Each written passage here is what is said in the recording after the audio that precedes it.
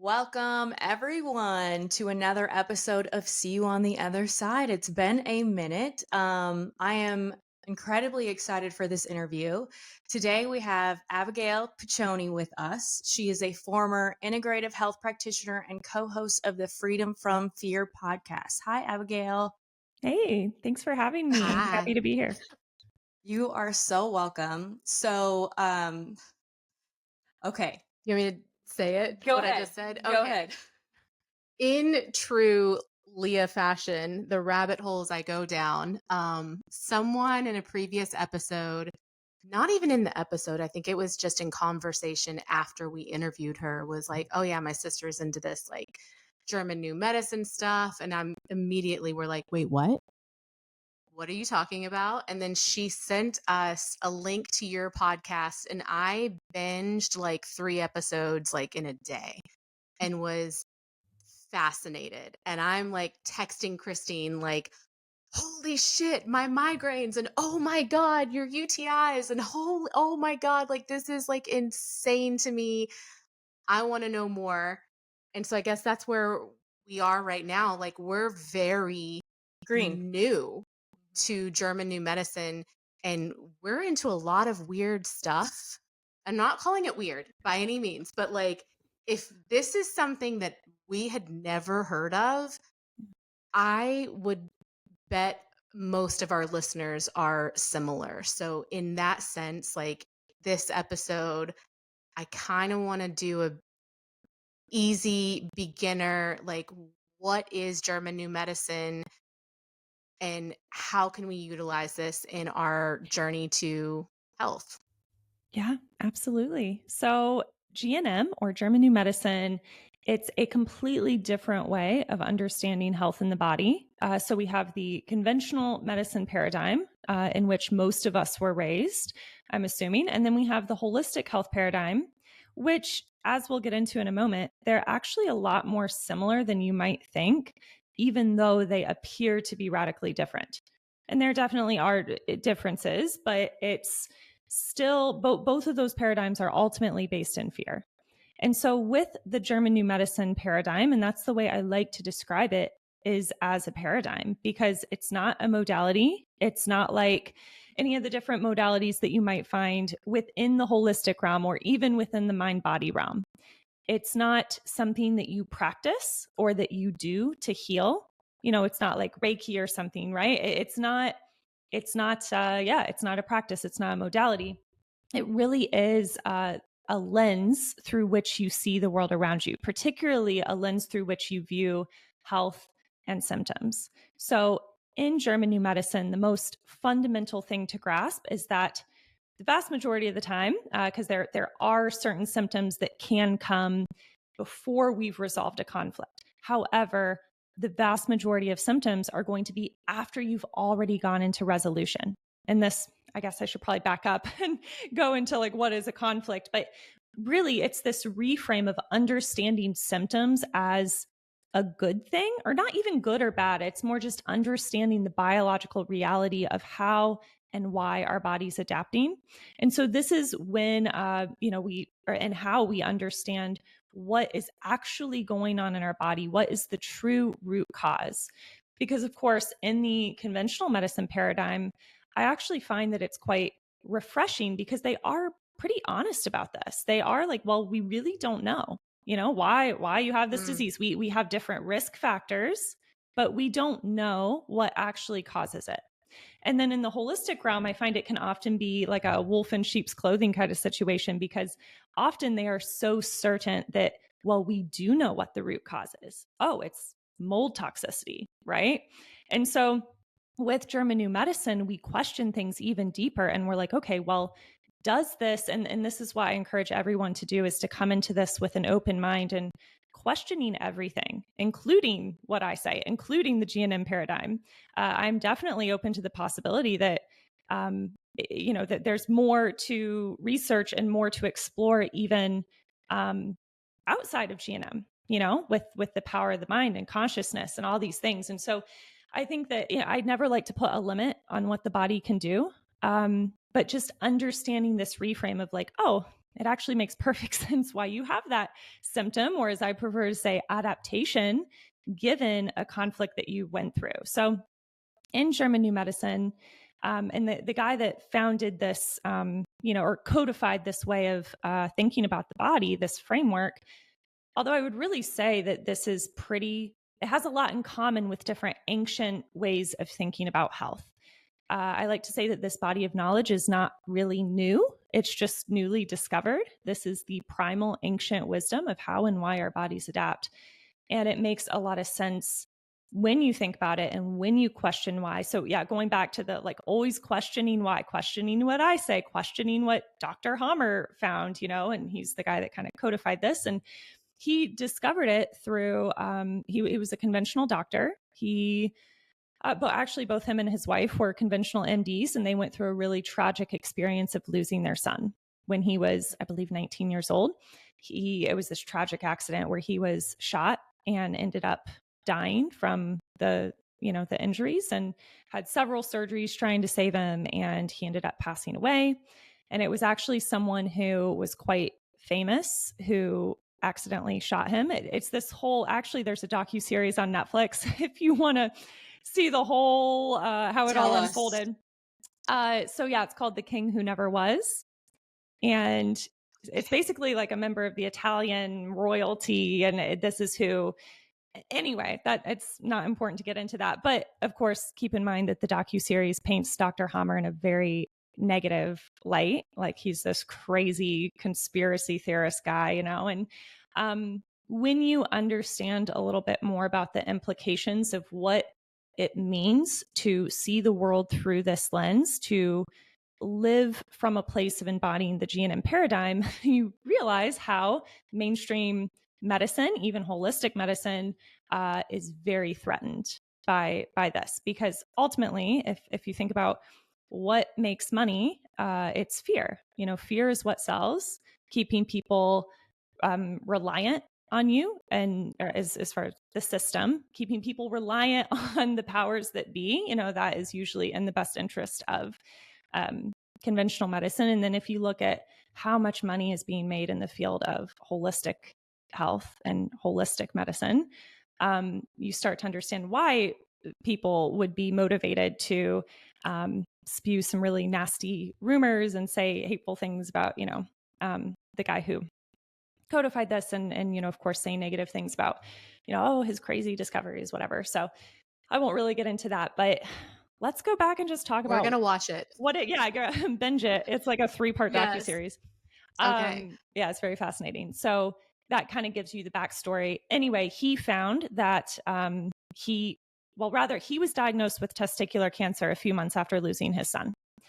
And he was a very healthy guy. Him and his wife were both very fit, healthy, all the things. And he was like, wait a minute, this does not add up. This does not make sense to me. And he had this suspicion that the traumatic loss of his son was related to the development of the testicular cancer. So he started volunteering in local oncology units because he had already made a pretty good amount of money through these different patents he had developed for surgical tools. So he volunteered a lot in oncology units, and he went around conducting his own research. And he went around to all the guys that had testicular cancer, and he started asking them, okay, what, looking at the timeline of their, when they got diagnosed, and then he would look at their brain CTs. And I won't go too much into this, but basically he found what in the GNM world we call it a Hamer focus, as a nod to Dr. Hamer, but it's basically a lesion on a brain CT scan. And he found that every single guy who had testicular cancer had a lesion in the same exact brain relay, in the same spot on the CT scan. And in conventional medicine, they describe these lesions as artifacts, which they're kind of like, oh, they're just random, errors in the imaging. They're just random. And I guess he wrote to Siemens, the company that produces these imaging, the imaging equipment. And they were like, no, we looked into it. We don't know what they are, but they're not just artifacts. There is something to this. And so anyway, it does get really political, because he went and took his research to the university from where he was from back in Germany. And they, like I said, very if you look at the motivations and the political stuff going on, he wanted his research to be done on an even larger scale.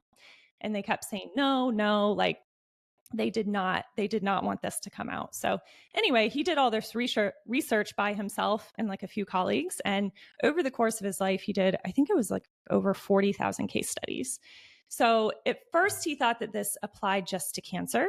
And then through more research, he realized that, oh, this actually applies to every single symptom or what we know as disease in the body.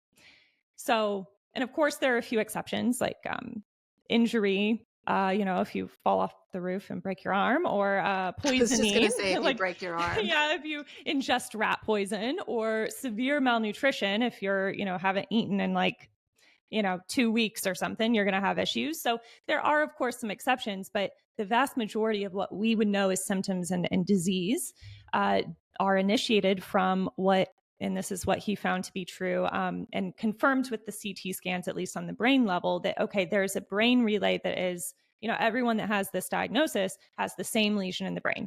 He started with testicular cancer patients and then moved on to the ladies with ovarian cancer, which is like the equivalent.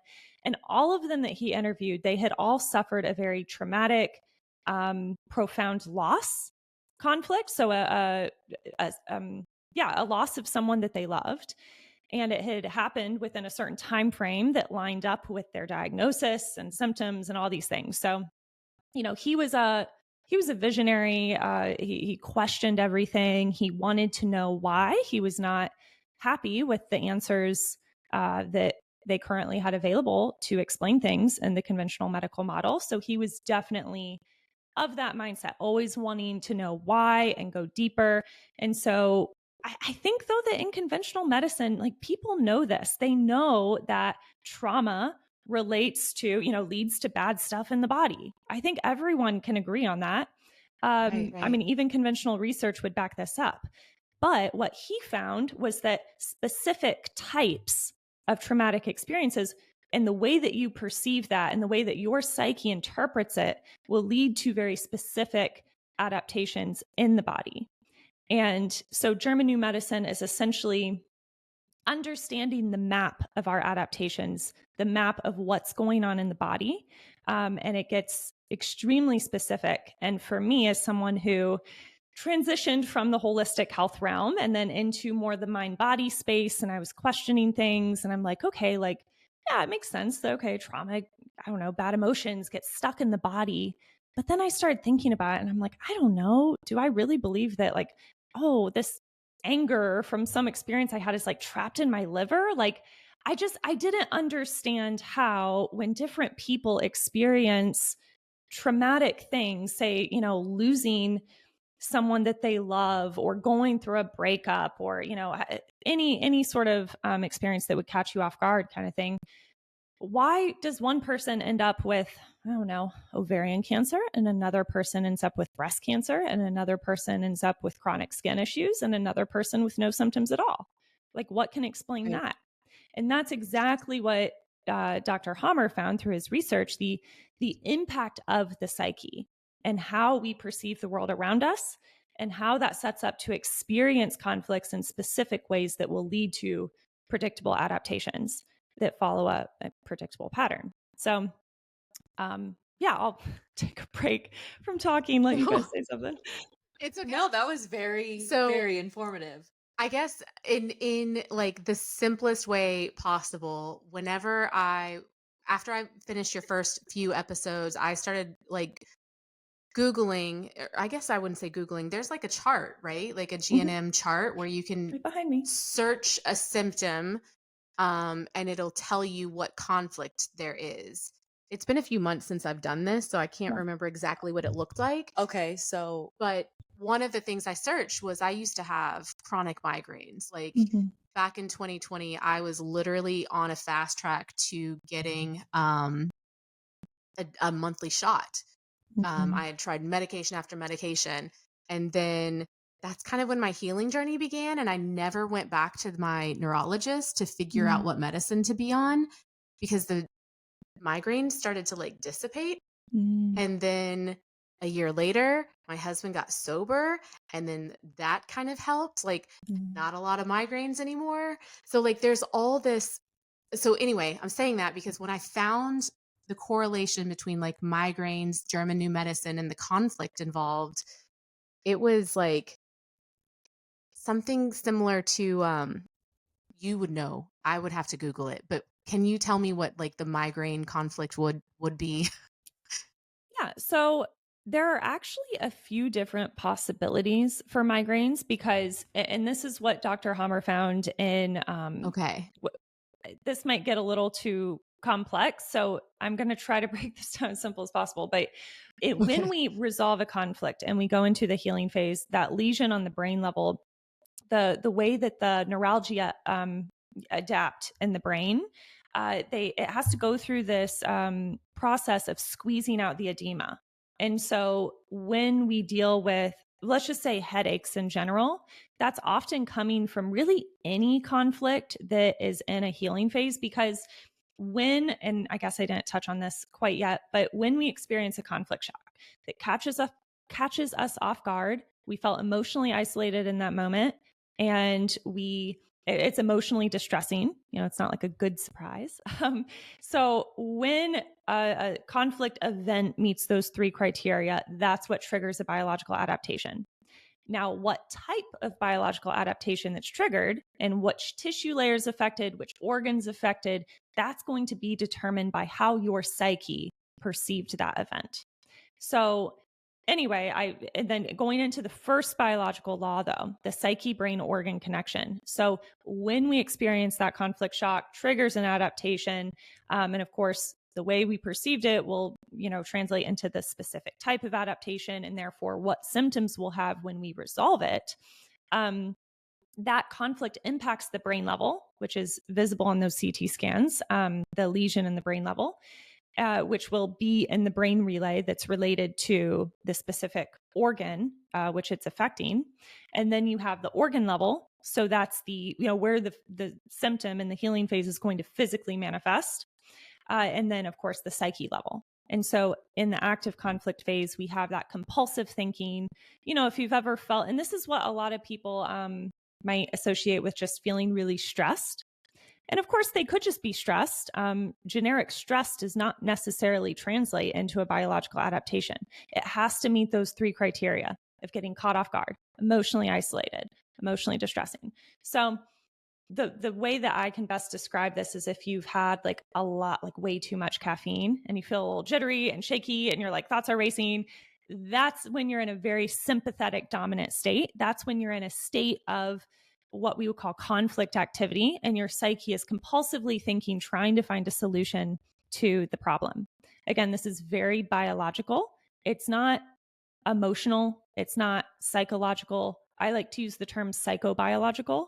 But Oh, fundamentally, this is all about how our most primal selves, our subconscious, our animal body, if you will, how we're perceiving the world around us and adapting in a very biologically sensical way. So going back to your question about, let's just say, headaches for a moment, that would be evidence of a brain level adaptation. And so we would have to look at what other symptoms you were experiencing that would maybe give us a clue as to which program you were actually running. So headaches can be a bit of a generic healing phase symptom. However, with migraines, like your classic migraine, usually that's from the frontal fear conflict. So, and this affects the pharyngeal ducts. And anyway, I won't get too far into that adaptation, but it's this fear, something that's about to happen. Like a classic example would be if you're in a car and you're about to see, like you see a front-on collision coming towards you, and you can't do anything to stop it in that moment, and you're like, oh my gosh, there's this scary thing coming right towards me, and I'm kind of helpless. I can't do anything about it. So when you feel that there's this scary situation that you're kind of powerless to change, that would be a good explanation for what that conflict would be. And that's, in my practice, that's the most common one that I see with classic migraines. that makes so much sense. Like, I lived in a state of like fight or flight for like so long. Mm. So, And I feel like a lot of us do.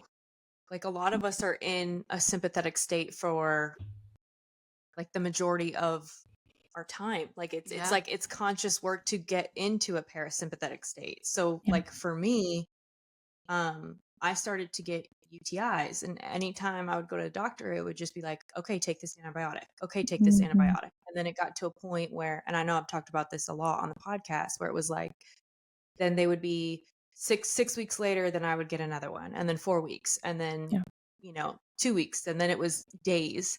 And then because of that, I ended up, and then I started to get rashes. And then because of that, I ended up closing my business, and then they got better. And then I Mhm. reconnected with Leah, and then I got into plant medicine and started Mhm. to heal some trauma, and then they got better. I don't know if you can elaborate more about like UTIs and Yeah. kind of that background, but I never really did anything with it because, like Leah, it's just like I started to heal, so then they started to go away. Right. So are you comfortable if I ask you a question? Yeah. Yeah? Okay. With the UTIs, who is or yeah, how are your boundaries being crossed? How are your boundaries being violated? What boundaries? I didn't have any. I Mm, literally didn't have any, and I um owned a gym and during a pandemic, and I really struggled with balancing work life and home life, and got myself into a little bit of trouble where like I struggled to separate, whether it be employees, mhm. clients, and yeah, no, it was terrible. What boundaries is literally the exact answer. I was like, that one. Mm, Yeah. so if you think about it, and I want to touch on the biological purpose behind every Yeah. adaptation, and this will not make sense in our modern culture or in our modern, in our conscious awareness. Okay, but think about a dog that goes on a walk and it pees a million times to mark its spot everywhere. So there's this primal association with peeing to mark your spot, or think about the terminology like a pissing match. So when we Shit. have an adaptation in the bladder mucosa, which is in the ectoderm group, which is so basically Dr. Hamer, he studied embryology, and that was really what laid the foundation for his findings with GNM. So, in the science of embryology, this all has to do with how we develop as humans and different tissue layers. And so, with this, and it's the red group on my chart here, the ectoderm. And so, it follows a specific and predictable pattern of adaptation. So, in the conflict active phase, and for you, you were dealing with a hanging healing because this would come and go, come and go. So you were not finishing out the healing phase because you kept getting re-triggered. And we call that stepping on a track. And so then the adaptation just starts back up again. So you're losing cells. There is cell ulceration in the bladder mucosa. And the very primal purpose behind that is to actually widen the like bladder so that you can get more urine out to better mark your territory. Holy shit. That's like so spot on. Wow. I feel That's so personally attacked I right know now. it's just I'm just kidding. I mean, it like it makes so much sense. It really Mm, does. And I've never had it explained to me like that, but mm-mm. like I felt constantly like I was suffocating. yeah. And yeah, wow. Okay. That's like way better than what I just Googled and found. That's like, I was like, that's why hearing it from you, your explanation really hits home for, yeah, The both both of of us. us. Well, Okay. I think it's just experience and working with a lot of women who have had this. And, you can use the index on learninggnm.com, Google it, whatever, but just seeing like, oh, that's this type of conflict. That's not really going to bring it to life. Like that's not understanding the fullness of that adaptation and the specific nuances of it, and how everyone experiences different like flavors of that conflict. And so something that people don't often understand, and they get really confused when they think about the territorial conflicts, because they are perceived differently by men and women. So for a man, just biologically speaking, his territory is a bit more outer. Okay. Whereas for a female, it's like his, and this is true for females too, but it's more his workplace, way of making money, his family, his wife, his kids. Like it's a bit more outer. Whereas for a woman, it's more inward. Her inner boundaries. It's about her sexuality. It's about her, of course, about her, partner, romantic partner, and her children. And it can definitely be about your workplace too. But it's just going to have different nuances between men and women. But for women, the way that they usually experience this conflict, I find that it's either about their partner or about any other area of their life in which they feel that their inner boundaries are being violated. That's interesting, especially like It's we've talked fascinating. about like the heroine's journey and the hero's journey, and how like the hero's journey is up and out and the Mhm. heroine's journey is in. And like it just seems to be this like correlation between every conversation we have, no matter what the modality is. Women and men are just like biologically and psychologically so different. Yeah. But the women, it always seems to be inward, like all Yeah. of it, Mhm. internal healing. And like we're not externally focused or externally driven as men are. So that's wild. So It tracks. do you have like a personal story or experience that kind of led you into this approach?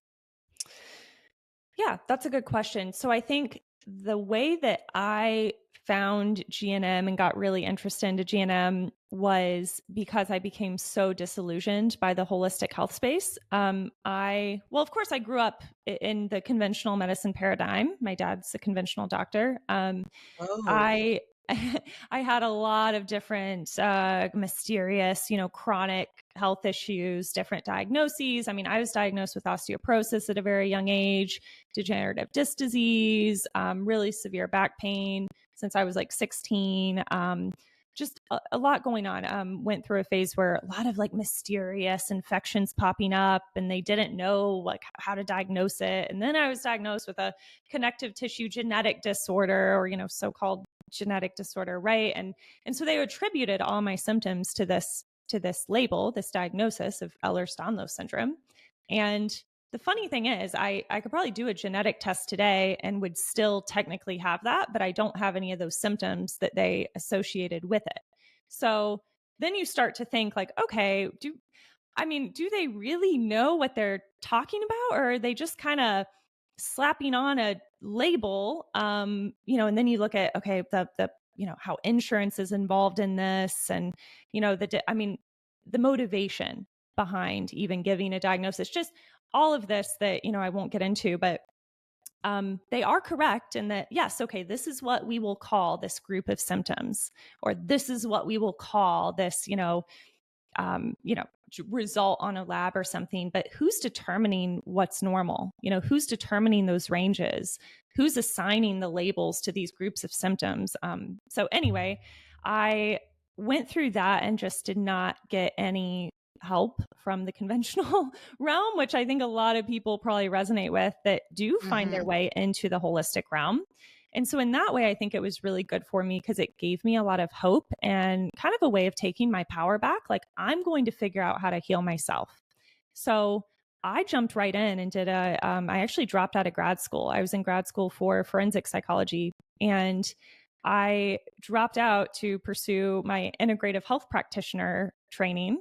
And so did functional medicine lab testing with clients. I did the protocols, the supplements, the detoxes, all of that. And over time, some would get results, some wouldn't. And I'm like, I don't like the way that that's working in my brain. Like I don't like when someone, because the way that I think is very analytical. And when I have their lab in front of me and I'm, analyzing it, and okay, this is the protocol you need to go on because we got to fix your gut dysbiosis. We have to, get all of the evil toxic mold out of your body. We have to remove the parasites, like whatever the narrative is, which by the way is based in fear that, oh, something is going wrong and we need to fix it. So, I'm working with clients in this capacity, and I would do all the right things protocol wise. They would follow the instructions, and some would get better and some wouldn't. And I'm like, what is going on here? Like, that bothered my brain. Having exceptions to the rule, I do not like. So that's when I started looking into the mind body realm. And so and I did have some success personally, by the way, with the supplements and all that stuff, but it never lasted.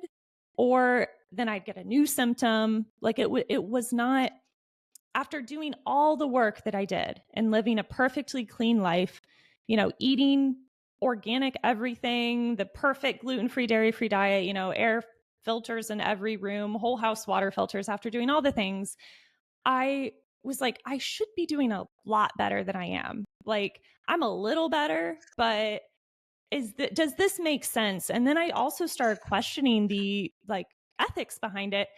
Do I feel good about asking someone to go on like a $500 a month protocol? Like, is that really necessary in order to live a healthy life? Like, are we all that toxic? And then I'm thinking, well, I know people that eat really crappy diets and that are exposed to all the toxins, and they're actually pretty healthy. And so I'm like, there's something I'm missing here. So I actually got so frustrated that I just closed down my practice. And I'm like, I need to do some inner work and find answers. So I stopped coaching for over a year, I'd say. And I really dove into the mind body realm. The work of Nicole Sachs, I think she wrote a book, The Cure for Chronic Pain or something. And it was this very generic surface level idea that, oh, chronic pain comes from like repressed emotions. And I was like, like that makes sense. And so I just kind of, I was like diving into this a little more. And just in the mind body realm, I tried all the Reiki, the emotion code stuff, the, homeopathy. I mean, all the kind of different, more mind body things. And there was still like something missing. I'm like, this generically makes sense, but there's a lot of questions I have that are unanswered. And then I think it was through a podcast or something on Instagram. I forget exactly, but I came across, I don't know if it was Freya Kellett or Dr. Melissa Sell, and they were talking about GNM, and I was like, well, what is this? Like, hold up. Like, and I started looking into it, and it was just this immediate like resonance and this light bulb moment of just everything falling into place. It was like, oh my gosh, like I think I just got chills, and I was like, this is it. Like, this explains all my questions. It makes so much sense.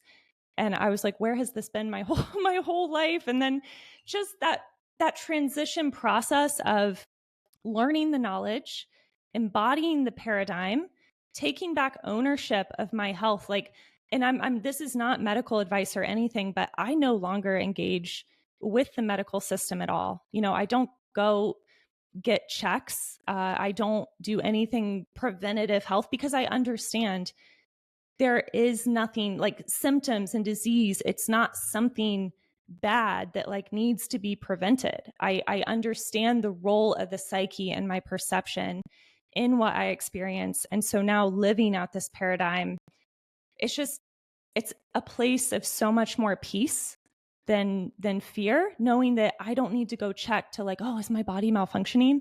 Oh, do I have some scary, disease, or do I need a diagnosis, or, oh, do I need, the doctor to kind of play the role of the savior, like, oh, to tell me what to do and to save me. Like, I don't subscribe to that anymore. And it's just been so freeing.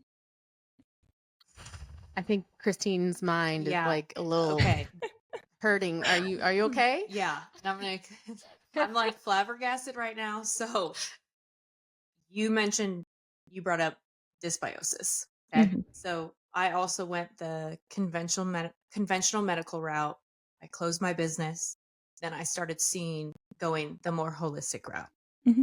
And when I went the more holistic route, and there's so much confusing information, because it's like there's so much about hormones in your gut and like Liver and yes. And so with their recommendations, well, one, I found out, I had high cortisol, dysbiosis, candida, SIBO.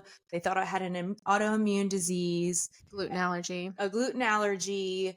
I started eating gluten free. I started eating dairy free. I prioritized sleep. I stopped doing high intensity workouts and went to like Pilates and yoga. Um, and Leah can attest to this. I would go out with friends and they're eating a burger and fries and I'm eating salmon and vegetables and doing the Like sauna so you many did times. not cheat. Yeah. Like you would not even like stray from Right. And I've your been protocol. very diligent about it for the last 2 years. Actually probably the last 3 years. And I have seen very little progress. And it has kind of messed with my psyche because it feels very defeating because it's like you see all these things online, like, high cortisol, you know, do yoga instead of like doing a boot camp. And so I'm like, I feel like I have done all of these things and like still don't feel great Mm. and taken all of these supplements and like still feel like I have issues. I still feel bloated. I still feel, so it's a lot of information and then it can be very defeating when you do that work and you don't feel like it's paying off. And then it's like, so then you go back to like a doctor and it's like, well, it's this and it's this. And so it's like, when does it end? Or when am I going to like maybe see some fruits of my labor or just feel better? And so I don't know what your thoughts and opinions are about that because it's so much. It's a Mm. lot. So when you were saying Yeah. all this stuff, I'm like, oh my God. It's very, What I go ahead. I feel more like you, Abigail, where I'm like, we started seeing a functional nutritionist for the first time last year and have since like, I have felt better and I have felt, but I also like when my results came back, it wasn't near as bad as yours. I hate to say it like that, Yeah. but Yeah. Which I also don't I adds don't to have the high defeat. cortisol and I Yeah. didn't have gluten and or dysbiosis and so like for me I've kind of I don't want to say I've subscribed to it, but like I've found something that works and I stick with it and Mhm. I'm like, I stray from it sometimes and I still feel okay. So it doesn't bother me as much. But yeah, with you, I've noticed like you're reaching and reaching and reaching and there's still nothing. Mhm. So what you're saying is we need to book an appointment or you I need to book an do. appointment with Abigail. Yeah. Because how do you do this for a living now, which I have questions. We'll get there. Um, what would you call yourself? Like, are you a coach in this space? Like, are you a German New Medicine guide? What do you do exactly? How do you help people through understanding this modality? Yeah. So I actually don't really use the word coach so much anymore. I'm not really I'm not part of helping someone heal or, resolve their conflicts. I primarily focus on teaching them about the true root cause of their symptom, what what their symptom is from a German New Medicine perspective. So I consider myself a GNM educator. So Mhm. that is, that's what I do. I don't tell anyone what to do about their health. I'm not certainly not anti-conventional medicine. I think some people, when we have an adaptation that has you've been adapting for a long amount of time and it's a really intense conflict, there are programs that you would not survive the healing phase without medical intervention. So I want to make that really clear. Our bodies, this is not good or bad. This is just, it's biology. This is how we're adapting.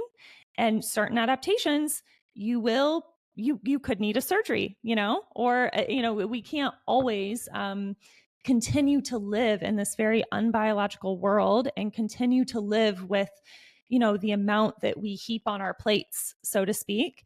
And the body will pay a price for that, right? Like we will deal with adaptations, and that's normal. And I also like to approach the topic of conflict shocks like they're not bad. They're not a sign that you're doing something wrong. It's just giving you information about, oh, okay, I have this symptom. Oh, it's chronic.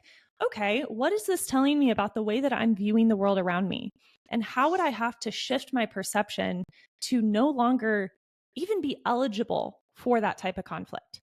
So, and this is where, talk about things that get passed down in the family. I mean, our perceptions get passed down. The way that when you grow up and you hear all your family talking around the dinner table and they're complaining about the aches and pains and, oh, just life is hard. And, everyone's out to get you, or, the government's out to get you, or big pharma is out to get you. Listen to the narrative. How do your family members talk? How do your friends talk? How do you talk? I can tell a lot about what program someone's running just by listening to the way that they talk. So someone that's maybe dealing with certain digestive symptoms, they might use the word, I feel stuck, like things aren't moving in my life the way that I want to. You hear how that language is similar to like the flavor of constipation, even that like, oh, like, there's this stuckness, or, there's this thing that I can't digest. I can't accept it. I can't move it through my system, or I can't excrete it. Right. And so if you pay attention to the language, it can be very insightful. And so I think, paying attention to what, based on the family you grew up in, the culture you were raised in, school, friends, everything, the media, everything is shaping our perception. And you mentioned like psychedelics. This is one reason why a lot of people have these really incredible healing experiences after using certain substances like this. It's because it alters their perception. And when their perception is altered to the point where they are no longer eligible for that type of conflict, that's no longer a big deal in their psyche. So that can be really helpful for certain people that are feeling, stuck with their symptoms. However, also have to be careful that it doesn't resolve something too quickly that maybe should not have been resolved that quickly. And then you can have a really intense healing phase, and at times, could potentially be fatal, right? Like, so I'm not saying that that's the vast majority of the time, but there are these, we like to warn people to not resolve things too quickly, more of like a slow downgrading process, especially if it's been something that's been a really intense conflict for a really long time. But yeah, so what direction do you want to go in now? Because you brought up so much stuff and I'm like, where do you want me to go? Well, I'm kind of curious of like what your thoughts are about kind of everything that I've mentioned with Yeah. just the road that I've gone down and the challenges that I face, like with my hormones and my gut and I guess I will fully admit, like trying to like reach for all of these things that people are like, well, you should do this and you should take this supplement and you should do yoga instead of lift, and you should do this and still feeling like it's maybe helped a little bit, but still having that feeling where it just feels overwhelming and defeating. Yeah. So it's always about your relationship to the thing and not the thing itself. So it's not whether a certain supplement or protocol or whatever, or practitioner even, it's not about if that thing is like right or, in and of itself. It's rather, what is your relationship to it? Why are you taking it? Why are you using it? Is it because, oh, I'm terrified that if I don't do exactly what they told me to with this protocol, that I'm never going to get better? Is that the narrative? Like, do you believe that your body's broken, that it needs to be cleansed of these things? I think that people who approach, let's say a diet or protocol or anything like that, from a place of excitement and opportunity and like, oh, this feels really good. This feels really supportive. Like, I feel good when I eat these foods. I really love my coach. I really love this community that I'm in. And that feels really supportive to me. Notice how that's a completely different vibe than like, I need to find this coach that's going to help me heal, and I need to do this protocol. And like, oh no, if this practitioner can't help me, then who will? Oh, now I need to go see another specialist. Like, there's this energetic difference between those two approaches, which is why some people actually, whether it's, I don't know, raw veganism or paleo, or I mean, whatever it is, you see people that have these crazy success stories. And it's often because of their mindset going into it, their intention behind it, approaching it in a way that's not out of fear. So, like, oh, I'm doing something nice for myself, or even I'm investing in myself, right? So I'm worthy of being invested in. I'm, starting this workout program because I want to feel stronger in my body. And I'm getting these results that then actually make me feel stronger when I can, go from a 10-pound weight to a 20-pound weight. That can actually resolve a self-devaluation conflict. So, of course, people can have success through virtually any modality, but it's all about the perception shift that's behind using that thing or changing that diet. Because, and this is the thing with GNM, or rather with other ways of approaching health and healing, like, oh, this is your problem. No, this is your problem. Say gut dysbiosis. Okay. You, you do have gut dysbiosis. No one's questioning that. Like, that lab result is correct. And I can tell you, I could probably do a lab test on anyone on the street and they'd probably have gut dysbiosis, whether they had symptoms or not, because we do have bacteria. And this is an important part of the fourth biological law, which is that microbes are our friends. They're our helpers. So when we have a lot of bacteria on the site, or fungi, or, that mycobacteria like TB or something, when we have these microbes on the site, that's not evidence of something going wrong. That's evidence of your body being in a repair phase in which those are the construction workers that are repairing the tissue back to normal. So when we get rid of the bacteria and we, kill it, whether it's a, natural antibacterial or actual, antibiotics or something, of course you're going to feel better because it's putting your body back in a simulated conflict active phase. And that has to do with how it's actually shifting your perception through biochemical changes. So when we have that going on, of course, you're going to be more in that simulated conflict active state. So you are not going to have the symptoms, or at least not as intense. But a lot of times what you see, and this is antibiotic resistance, right? When you're constantly pulling your body out of that healing phase, at some point, your body's going to be like, I have to start trying to prepare this tissue. Like I can't pause this anymore, because you're constantly going back and forth between active conflict healing. And so it's like on, off with the cellular adaptation that's occurring. So if you had, let's say with an endoderm program, like an indigestible morsel conflict that would lead to most gut issues, I would say, we have cell growth in the active conflict. And then once we resolve, go in the healing phase, we have the mycobacteria and fungi. We have the mycobacteria on the site doing that breakdown process. So they are the little, construction workers that are repairing that cell growth, or, we could call this a tumor, which could be diagnosed as such if it's caught, if there's enough adaptation that continues on long enough. But I just like to call it cell growth. So we have this cell buildup, and those little microbes are doing the work to break that down. And in that phase, you will have symptoms, of course, that are not so fun. So, that's one way of understanding, okay, why is there gut dysbiosis? And it makes total sense. And so, that's why you would likely feel better, but it's not going to stop that program from running until you resolve the conflict. And when you're in that hanging healing, and the way that I like to describe it is like if you have a stab wound and, your body's naturally going to try to close up that skin, start to heal it. But if you take a little knife and you just kind of re-stab yourself every day and reopen the wound, your body's constantly going to be adapting. It's going to be that redness, the swelling, the pain, the inflammation. So it's always going to be moving back towards a repair process.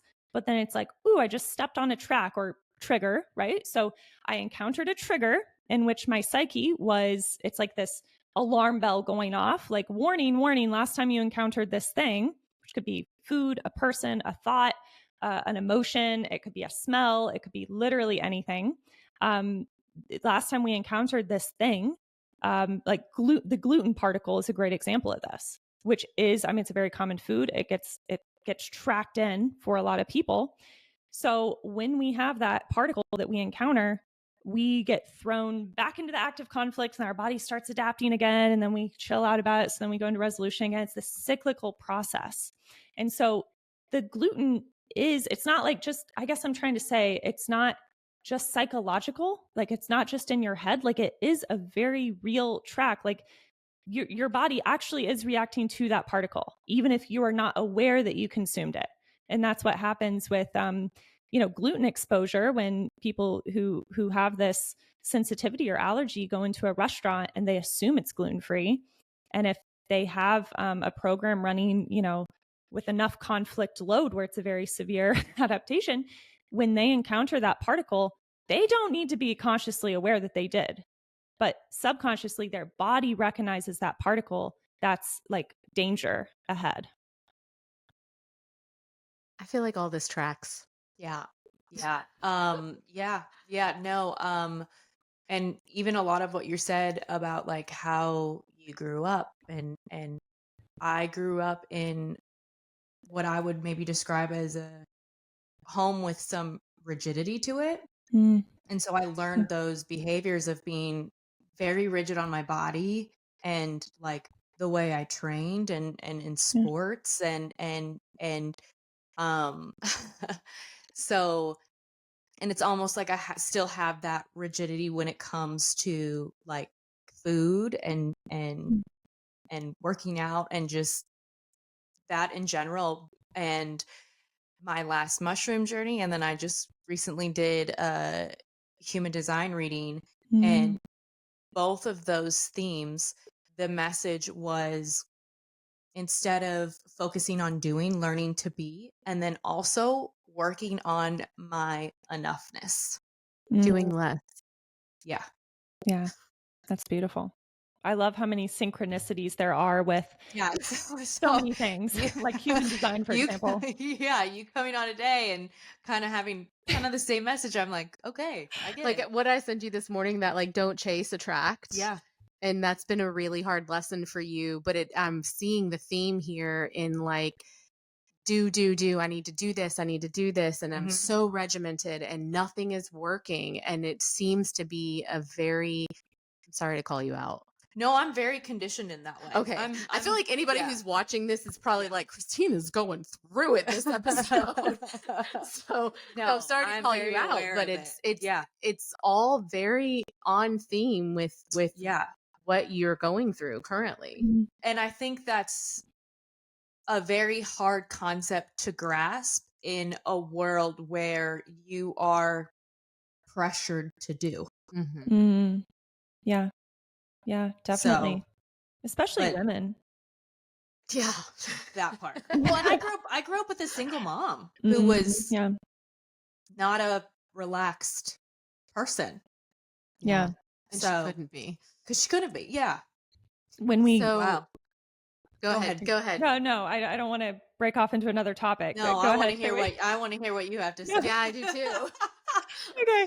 I was just going to say this might be a little off topic, but for when we get into all the sexual conflicts and, territorial conflicts for women, a really big theme with this specifically with cervical adaptations. And we have a whole episode that is coming out later in September on the cervix and cervical adaptation, cervical cancer, et cetera. So we have a whole episode on that coming out. But with this topic of, these sexual conflicts, it's all about your relationship to the masculine and do I feel safe, protected and provided for, and that is a really big one for women. I love all these parallels. I do too. Like we're in the weird modern culture, right? It's like, a lot of us have had really fractured relationships with the masculine. Yeah. Where we do have to do it all, right? We put all this pressure on ourselves because we don't feel protected and provided for. We don't feel safe to be in our feminine. This is literally the conversation we were having today at lunch. Yeah, yeah. Well, and I think, like growing up with a single mother, how can she be in her feminine, and then how can she raise children who are also in their feminine? So I had never had a safe relationship until I met my partner now. Mm. So I think it has taken really a lot of time to kind of like Decondition. decondition. And I'm still obviously working on that. Well, and to that, like, I think it's interesting because we were talking about this earlier. We've both kind of very much transitioned out from being I was, with my husband and I, we were both the breadwinners. We both made the Mm. same amount of money. And then when I closed my business, like everything kind of shifted. And now I'm more the stay at home mom. And I feel like I'm not doing enough. And because Mhm. we don't know this life. Yeah. Like Christine, too, like since she closed her business, this is like it's very much shifted into now we are being provided for and taken care of. And we don't know what to do with that.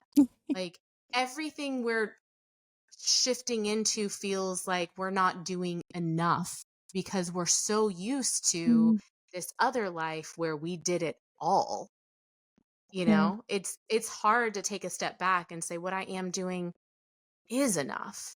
Like Yeah. this is what I am supposed to be doing for us. Yeah. It's really difficult to accept the changes that are happening Well, I think that quickly. I think there's a lot of shame for women to rest Mm. and relax and like that be okay. Yeah. So Yeah. that's something that I've really am trying to like kind of give myself a little bit of permission Yeah. to do those things and it not feel guilty about it. Because if you Yeah. if you're resting and you're feeling guilty about it, it's not rest. Yeah. I've learned. Mm. So, yeah, I think that's hard for I feel like a lot of women and a lot of mothers could relate to that. So can I ask what like the different conflicts are? Like, is there like is it like thousands? Is it like five? Is it 10? Like, So with Dr. Hamer, only could do so much in his lifetime. And he okay. got through an awful lot of the biological programs, but I think that there's still so much more research to do. There's still a lot a lot of gaps to fill in, if you will. But I believe that there are somewhere over 200 biological adaptations that he found that each have a specific type of correlating conflict or flavor of conflict. So yeah, I mean, I certainly can't list them all off in, in this episode. Okay. It'd be like That's a us. 10-hour episode, but Right. yeah. Interesting. Okay, so this is like, I mean, sorry to change the subject. I mean, we're still on the same subject, don't get me wrong, but obviously this is like a little bit controversial in the medical community. And we were talking about this earlier too, because so is speaking on like nutrition and diet and environmental toxins. Like that's like a big no-no in the medical community. Like you Yeah. don't do that. So, how do you address skepticism or criticism that surrounds this modality, and how do you encourage people to keep an open mind? Well, first of all, and I've had to do a lot of inner work on this because when you find such a beautiful way of thinking about health and the body, something that's brought me a lot of peace and something that resonates with me, it is hard to not want to just share that with everyone. And, I have a podcast. I talk about it very, in my Instagram, very public about it. But I do not, and again, this has been a long journey, but I don't try to convince anyone. I don't care to interact with skeptics. I was interviewed for an article recently and they were like, what would you say to the naysayers? And I was like, I don't want to talk to the naysayers. Like, I could care less. Like, that is not worth my peace. I don't, if this doesn't resonate with someone, that is totally fine. I don't presume that I'm right or that I've found the right way. This is just what makes sense to me. And this is, I always encourage people, what is your definition of truth? and even with science and the current capabilities of scientific research, which, by the way, GNM cannot, people in the community will disagree with me, but I don't believe it can be definitively proven with current scientific capabilities with research, because we can't research the psyche. I mean, people are making advances in this field, but we can't research the really and get, I guess, quantitative data with how does your psyche interpret this? What is your perception of the world? Like, that is really the psyche-based component of this. Like, sure, we can prove the brain level with like the CT scans and whatnot, but for the psyche level, we really don't have a good way to get quantitative data on that. So I'm just going to be super honest about that. And like, but to me, it's a belief that I choose to believe it, because my definition of truth is what brings me closer to peace and away from fear. And that's just for me personally. And I think everyone has to, go through this process of, what does truth mean to them? Who do they want to outsource their health? Who are they going to trust? Because as you mentioned, I mean, even within the conventional and holistic community, how much, so-called research is out there that contradicts other research out there. I mean, you can take data and skew it and present it pretty much any way that you want. And if you look at, okay, who's paying for the research study to be done? I mean, then you go down an even deeper rabbit hole. But, Oh my gosh. Yeah. I'm not interested in trying to prove it to anyone, because why? Like, I really, in a very kind way, like, I don't care. I care about, I need to focus on myself, what my own health, taking back my own personal responsibility and power to access my greatest level of personal freedom. And it's really none of my business what anyone else chooses to believe. Can I just say, I love your authenticity. That was Thank you. literally like amen. Damn. I mean, you're Damn. so right. Like, that's, I do believe that sometimes when something is for you, it shows itself to you Mm, in a yeah. universally, whatever you believe to be God, the universe, higher power, in whatever inexplainable way you can. Like, that's usually how things, like, I was watching something this morning. It's like, you can't change a person. No matter No. how much you try, you cannot force someone to change if they are unwilling to change, or if they don't want to. Like, Mm, they have to want to. And then energetically, when they want to change, the yeah. answers will start showing up in these obscure, inexplainable ways. So I don't think it's a coincidence that, like, we came across this Yeah. and immediate we're like, wait, what did you just say? German Yeah. knew what? Because we were already, like, searching for answers and Mm, already open to yeah. anything else that the universe had to offer. So I don't know. Wow. Call me Yeah, crazy. most people are probably not ready to receive this information. And, that's totally fine. I think probably 2 or 3 years before I found GNM, I would have not received it well. And so, and again, maybe there's still another layer of, my personal, evolution with my beliefs about health that I Yeah. haven't reached yet. Maybe this will no longer resonate with me one day. I don't know, but this is where I'm at right now, and what makes sense to me, what has given me the most peace, what has given me my power back, and what has helped me really resolve all of my chronic symptoms. I mean, sure, I still have adaptations pop up here and there, but I mean, the amount to which operating in this paradigm has helped me feel better, live better, everything, compared to other paradigms I was operating in, is significant. And so, that's where I'm always like, respecting the process of the individual and where they're at, and seeing the divine in them, and seeing they might not be at the right place in their journey to be open to receive that, and that's okay. Can I ask a personal question? Sure. Okay. You said your dad is in conventional medicine. Yeah. What are his thoughts on this? Yeah, so he's a neuroradiologist, and Okay. we I love my dad. He's great. He's very the I think he has been so ingrained in this paradigm his whole life and his whole training. And, you know, he's not really one to question the norm or, oh, what the experts say or the way that he was taught. I think, yeah, probably not to the extent that certainly that I've questioned things, but he also hasn't had the experience that I have of going through all those really difficult chronic symptoms and, disillusionment with the conventional paradigm and then with the holistic health paradigm.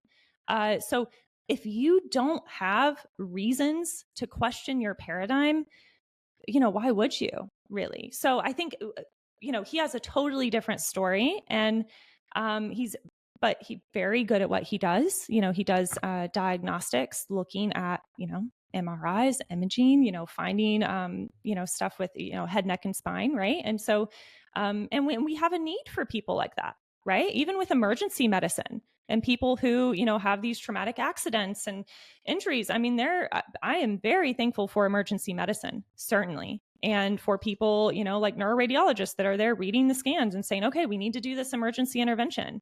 And even with biological adaptations from the GNM perspective, there are also swellings in the brain that would absolutely kill a person, that we would need conventional intervention. And so, what he does and what a lot of other doctors do still has a place.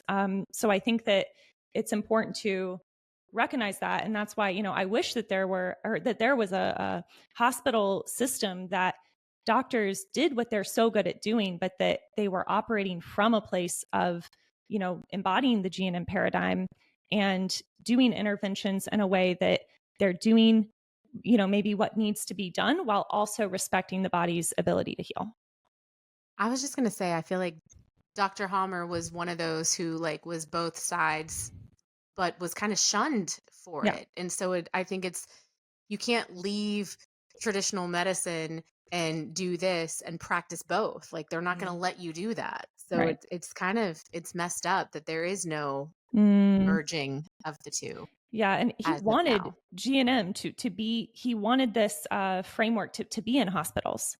Right? Like he wanted doctors to be the ones, operating from a GNM perspective with their patients. And now the reason why people like I do education is because it's been so shunned by the medical system.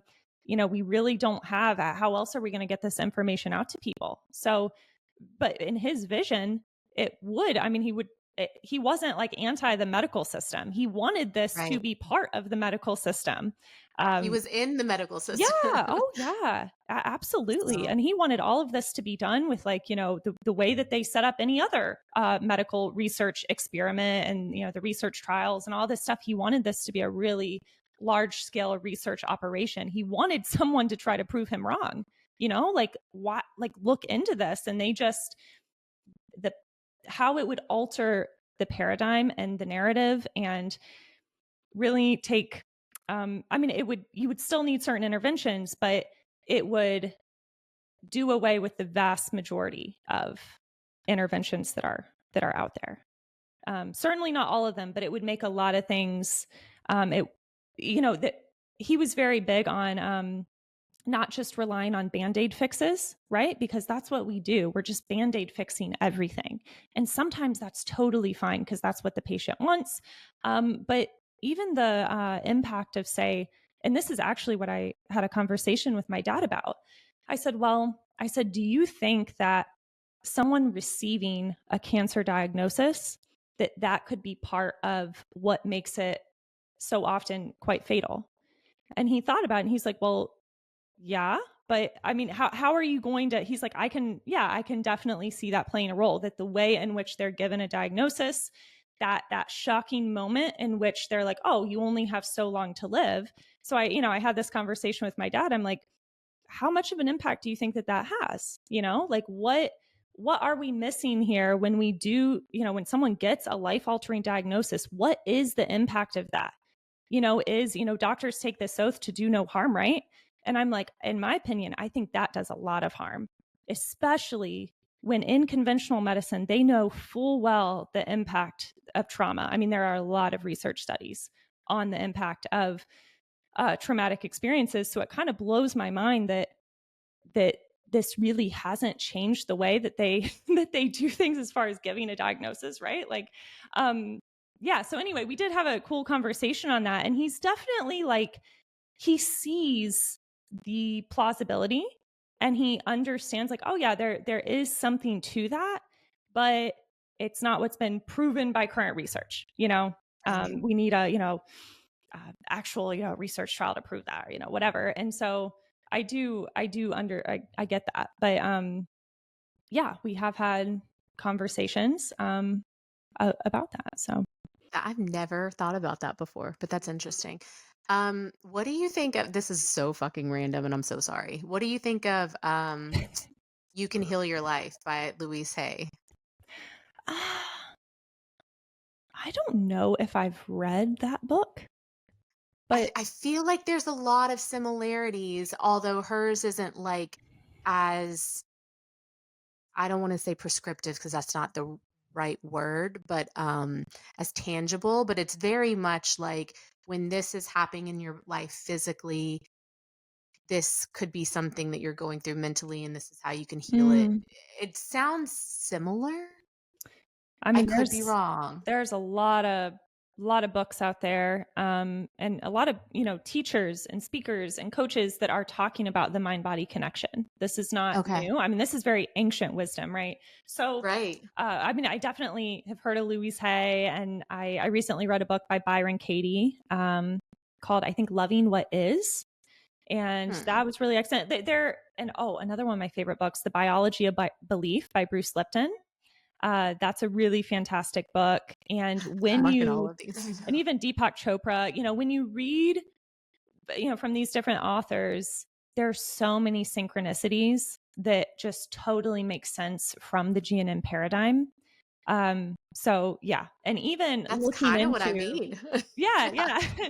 And even you mentioned like human design, or, any other, I don't know if you want to call it, modality or way of thinking or way of understanding ourselves. I think that this is where there is a gap in GNM that this can fill in, is what sets us up to perceive the world in a certain way. Like what primes our perception to be more prone to indigestible morsel conflicts versus separation conflicts.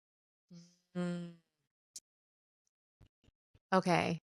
You have mentioned a podcast a few times, and I don't think we said it in the beginning. Well, no, we did, but like I really want to invite our listeners to kind of do what we did and start from the beginning because it's a lot of information, but not also it's like easy to digest if that makes sense. Yeah. So I Yeah. want you to plug your podcast because I really feel like if this episode has sounded overwhelming or sounded like a Mhm. lot of information, I really got a lot out of your just listening in order. And I think that they would too. So let our listeners know like where they can find you and what's coming up for the podcast for you guys. And can you also share, like, if this episode resonated with a lot of our listeners, how people can connect with you? If can you do like one-on-one, like individual Yeah, sure. work? I can touch on Okay. all that. So yes, with the podcast, my co-host Ashley and I, we really wanted to create this resource for people to be really, like you said, easy to digest, very approachable, and also incorporating some humor. We have a lot of fun with it. We want this to be, yeah, really easily digestible for people, because I find that a lot of GNM resources out there, as you probably know, can be really overwhelming and full of different, keep in mind, Dr. Hamer's work was translated from German. Okay. So it can be full of different language or the GNM lingo that can be like, what the heck is this? Or very medical terminology too.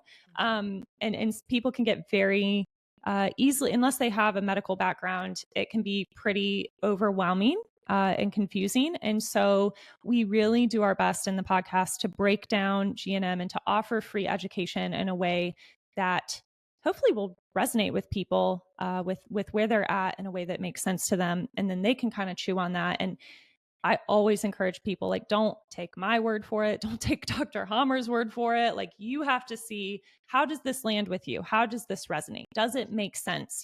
Question it. Question the paradigm. Question your current paradigm. Does it make sense to you, right? To keep taking the same supplement when, maybe it's not, not really getting better. Like, does it make sense?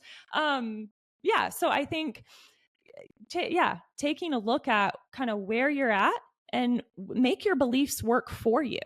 Are they moving you closer to peace or to fear? And that's really the first question I would invite anyone to ask themselves. With the podcast, if you're brand new to GNM and you're like, what the heck is GNM? And, I want to know the basics. Listen to episodes 5, 6, 2, and 3 in that order. I don't know why we didn't put them out in that order, but that is the order to listen to them too. 5, 6, 2, 3. Got it. 5, 6, I've done 2, 3. Yeah. I've done 2, 3 too. Okay. And then as far as what I personally offer, again, I don't help anyone heal their symptoms. I make that very clear. It is not my job to heal your symptoms or to resolve your conflicts for you. However, I do offer one-on-one sessions in which I educate you about your symptom, what it means from the GNM perspective. So again, not medical advice. It's not a prescription. It's not a protocol. I'm not telling you what to do. I am just saying, okay, let's construct a timeline. Let's figure out, when did this symptom start in your life? This is the type of related conflict. This is the type of adaptation. This is exactly what your body's doing and why it's doing it, the biological purpose of it. Okay, let's look at, where were you at in life? A lot of this is pattern recognition. I'm playing like symptom detective, and we're figuring out, how is this conflict manifesting in your life, and why, if it's a chronic symptom, why is that conflict still relevant in your psyche, right? So what the most basic way to say it is that chronic symptoms point to chronic conflicts. And that's really the most simple way to put it. So I do help people one-on-one in that capacity. And then I also offer free education, not just on the podcast, but on my Instagram. And then what else? Yeah, I have, different on my website, different workshops and things. And then I also have a mentorship program, and this is designed for holistic practitioners that would like to incorporate the GNM framework into their current modality. So, say if you're, a nutrition coach, right? How can you incorporate this, beautiful body of knowledge in this framework and help people, with what you're good at, with what you're passionate about, but in a way that's like, the way that you're relating to it is totally different. And the way that you're coaching your clients is going to be totally different when you incorporate this framework. Because what a lot of people, when they learn GNM, they're like, oh, well, does this mean I just have to like quit what I'm doing? Like, what do I do now? Like, they're caught in this like existential crisis. Like, I don't feel good about continuing to coach in the way that I'm coaching, for example, but I want to integrate GNM, but like, I feel kind of stuck. I don't know how to do it. And so that's where that's what I'm most passionate about, is really helping practitioners. Well, you are the bomb.com. Thank you so much. This was such a great conversation. I absolutely love it. Mm-hmm. Before we hop off, what is your human design profile type? What are you? Actually, this is so crazy. I am getting my chart read tomorrow by a friend of mine. Stop it. Okay, well, you'll have to keep us updated. Yeah, but I know I'm a generator, and I know I'm 5'1", whatever that means. Okay, we know what that means, but we're gonna let you find that out tomorrow. Okay. That makes a lot of sense too. How can people find you on Instagram? Oh yeah, what's your Insta handle? It's AJ Puccioni. So okay. And we'll link it too. Yeah, I'm not going to spell it out. Yeah, just if you link it up. Yeah. We'll link it all. And thank you for your time. Thank you for what you're doing. I love the way you educate. And for our listeners, stay curious, be open, and we'll see you guys on the other side.